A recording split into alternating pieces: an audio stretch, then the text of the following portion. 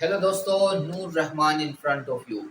दोस्तों के जैसे कि आपने थंबनेल पे पढ़ लिया होगा, आज की जो ये स्पेशल सेशन है, ये स्पेशल वीडियो है, ये वीडियो है उन फार्मासिस्ट के लिए जो इस वक्त फार्मासिस्ट अपनी डिग्री कंप्लीट कर चुके हैं और डिग्री कंप्लीशन के बाद वो फील कर रहे हैं कि they are now quite bore और अब वो किसी एग्ज़ाम अटेम्प्ट करने के लिए तैयार नहीं हैं। और वो चाह रहे हैं कि अपनी प्रोफेशनल लाइफ स्टार्ट करने के लिए वो अब बगैर किसी एग्ज़ाम के, बगैर कोई बुक्स पढ़े, एग्ज़ाम में बगैर किसी एग्ज़ाम में अपीयर हुए जॉब करें।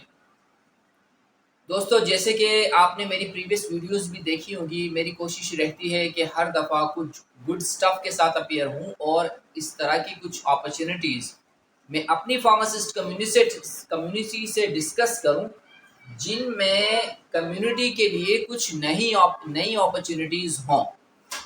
अब आज जो इस टॉपिक पे मैं बात कर रहा हूँ, याद रखिएगा कि this is somewhat similar job to that of medical representative, लेकिन चूँकि बहुत सारे फार्मासिस्ट की अवेयरनेस में ये बात नहीं है कि फार्मास्यूटिकल के अलावा भी इस तरह की कंपनीज़ हैं जिनमें काफ़ी हाई कंपेंसेशन मिलता है, हाई बेनिफिट्स मिल रहे होते हैं और वो जो है ना that is untapped market for the pharmacist और वहाँ जॉब की अपॉर्चुनिटीज़ फार्मासिस्ट के लिए काफ़ी हाई है as compare to that of non pharmacist.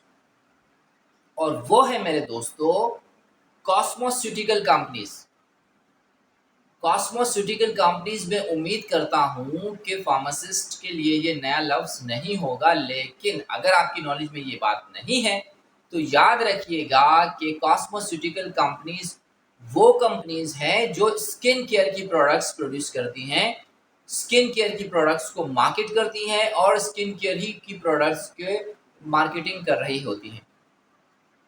अब ये मेरा एक प्रैक्टिकल एक्सपीरियंस है। मैंने नंबर ऑफ लोगों को देखा है, नंबर ऑफ फ्रेंड्स को देखा है, number of people that they are in the cosmetical companies working as a medical representative and they are getting high salary. चलें, मैं आपको सिंपली ये बताऊं कि आज की इस वीडियो में आपको ये पता चलेगा कि कॉस्मोस्यूटिकल कंपनीज में जॉब लेने के लिए जॉब डिस्क्रिप्शन क्या होगी।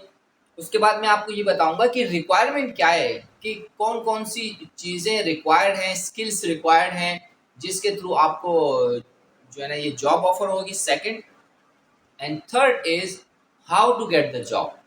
फोर्थ फाइनली मैं आपको एक छोटी सी लिस्ट भी बताऊंगा कि कौन कौन सी कंपनीज इस वक्त वर्ल्ड वाइड या जो है ना मल्टीनेशनल कंपनीज काम कर रही हैं, जो तकरीबन हर हर मुल्क में ही अवेलेबल होती हैं।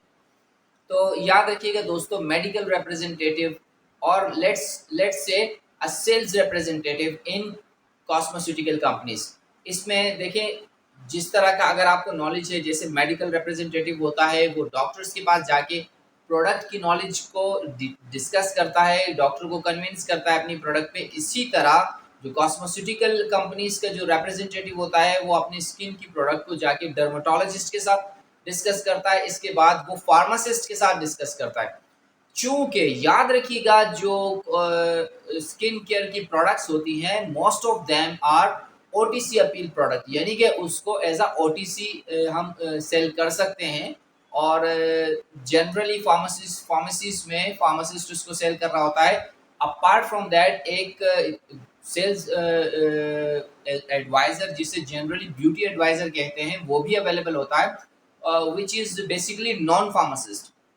तो आप जाके इन 3 सेगमेंट्स को मिलते हैं। जो भी कॉस्मेटिकल कंपनीज में रिप्रेजेंटेटिव होता है वो डर्मेटोलॉजिस्ट को मिलते हैं, डिफरेंट मेडिकल सेंटर्स, हॉस्पिटल्स में, मेडिकल फैसिलिटीज़ में, फार्मेसीज़ में फार्मासिस्ट को मिलते हैं और फार्मेसी ही में या जो स्पेशली जो जो स्किन केयर स्टोर्स होते हैं उसमें जाके जो ब्यूटी एडवाइज़र है उनको मिल रहे होते हैं।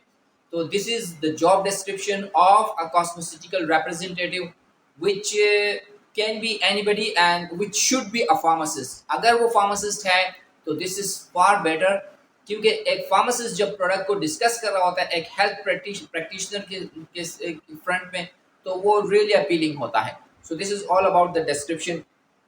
अब मैं आपको ये बताऊंगा, देखिए कि कंपैरेटिव टू जो मेडिकल कंपनीज हैं, मेडिकल कंपनीज के जो कंपेंसेशन मिल रहे होते हैं वो काफ़ी अच्छे होते हैं मल्टीनेशनल कंपनीज में, लेकिन जो कॉस्मोस्यूटिकल है उसमें बहुत बेहतर होते हैं। इवन अगर कोई ड्रग स्टोर है, वो प्रोडक्ट इंपोर्ट करता है, फिर किसी मार्केट में उसको मार्केट कर रहा होता है, और एक फार्मासिस्ट को हायर करके उसको उस वो फार्मासिस्ट को हायर करने के बाद वो उससे काम लेते हैं, तो वो उस फार्मासिस्ट को काफ़ी अच्छे बेनिफिट्स दे रहे होते हैं। क्यों? Reason why, the reason is चूंकि जो फार्मासिस्ट होता है वो एक तो सेल्स अच्छी जो है ना अच्छे सेल्स नंबर्स प्रोड्यूस करता है, और सेकेंडली ये जो कॉस्मोस्यूटिकल्स प्रोडक्ट्स होती हैं इसमें जो प्रॉफिट मार्जिन होता है कंपनी को वो काफ़ी हाई होता है।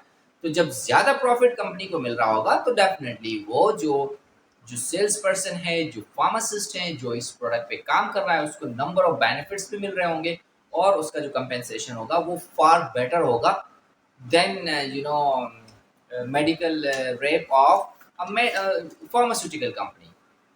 सो अब रिक्वायरमेंट पे हम आ जाते हैं। देखिए, आई कैन अंडरस्टैंड कि फार्मासिस्ट 5 साल पढ़ने के बाद अब वो नहीं चाहता कि वो आके कोई लाइसेंसिंग एग्जाम अटेम्प्ट करे, तो सिंपली आपकी डिग्री रिक्वायर्ड है, जो आपकी एक सेल्स पर्सन की निगोशिएशन स्किल्स होती हैं, यानी कि आपको एटलीस्ट प्रोडक्ट नॉलेज हो, अगर आपको स्किन के बारे में पता हो कि नंबर ऑफ स्किन्स की जो स्किन्स की लेयर होती हैं, how many skins layers are there, और दूसरी जो प्रोटीन्स जो आई मीन जो प्रोडक्शन हो रही होती हैं स्किन के अंदर, वो तमाम चीज़ें अगर आपको पता है तो दिस इज समथिंग गुड। और अपार्ट फ्रॉम दैट, अगर फॉर एग्जाम्पल अगर आप गल्फ कंट्रीज में आते हैं तो याद रखिएगा गल्फ कंट्रीज में लाइसेंस को अहमियत देते हैं, ड्राइविंग लाइसेंस को। अगर आपके पास ड्राइविंग लाइसेंस है तो that is a for better advantage for you, और these only two things are required, your personality, your knowledge, your degree, and if you have a driving licence this is an added advantage for you. अब हम आ जाते हैं कि ये job मिलेगी कैसे हमें। जॉब आपको वैसे ही मिलेगी जैसे कि दूसरी जॉब्स मिलती है दूसरी फार्मास्यूटिकल कंपनीज की। इसके लिए आपको एडवर्टीजमेंट देखनी पड़ती है, और उसके लिए बेहतर मैं आपको ये सजेस्ट करूंगा कि आप कंपनी की वेबसाइट पे डायरेक्टली जाके अगर आप अपनी सीवी ड्रॉप करते हैं तो आपको बहुत चांसेस हैं जॉब मिलने के। लेकिन इसके अलावा जो डिफरेंट वेबसाइट्स अवेलेबल हैं जॉब्स के लिए, डूबीजल हो गई, इंडीड.com है, उसके अलावा लाइक naukri.com आती हैं, और number of other websites available हैं। अगर आप उन पे अपनी सीवी अपलोड करते हैं, अपनी जॉब सर्च करते हैं, तो वहाँ आपको जॉब मिलने के चांसेस बहुत ज़्यादा हैं। देखिए दोस्तों, याद रखिएगा ये जो मार्केट सेगमेंट है मैंने पर्सनली ऑब्जर्व किया है कि I mean negligible negligible quantity of pharmacist जो है ना अवेलेबल हैं इस फील्ड में, क्योंकि उनको नॉलेज ही नहीं है। वो समझते हैं कि बस वो मेडिसिन ही के एक्सपर्ट हैं and they should be in the pharmaceutical company. No, this is not true. और ये हकीकत है कि अगर यही फार्मासिस्ट इन्हीं प्रोडक्ट्स को, मैंने नंबर ऑफ ट्रेनिंग्स अटेंड की हैं, you know that when I am discussing with that beauty advisor sales person, they are getting for good benefits. I mean that is astonishing benefits, surprisingly.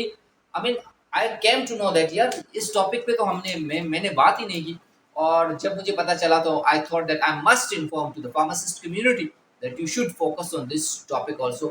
अब मैं आपको कुछ companies के नाम बता देता हूँ। देखिए, जो मल्टीनेशनल हैं, जो ऑलमोस्ट तमाम कंट्रीज में अवेलेबल है, उनमें है सबसे पहले एक आती है SVR के नाम से, उसके बाद है मैक्सऑन, मैक्सऑन के बाद वीची, बायोडर्मा, अवीन।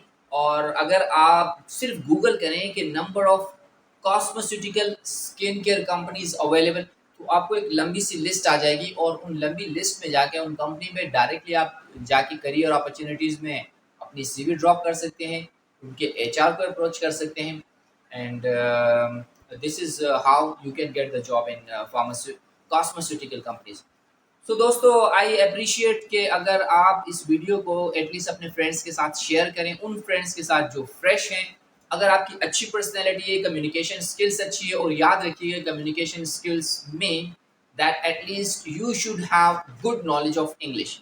कि आपको इंग्लिश अच्छी आनी चाहिए, चूँकि अगर आप गल्फ़ कंट्रीज़ में, किसी दूसरी फ़ॉरेन कंट्रीज़ में अगर आप जाके जॉब सर्च कर रहे हैं, तो आपको एटलीस्ट एक इंटरनेशनल लैंग्वेज आनी चाहिए। So friend, this was all about today's topic, and hopefully in my next video I will come up with another undiscussed topic and untapped market topic for the job of pharmacist. So until my next video, take very much care of yourself. Thank you so much. Bye bye.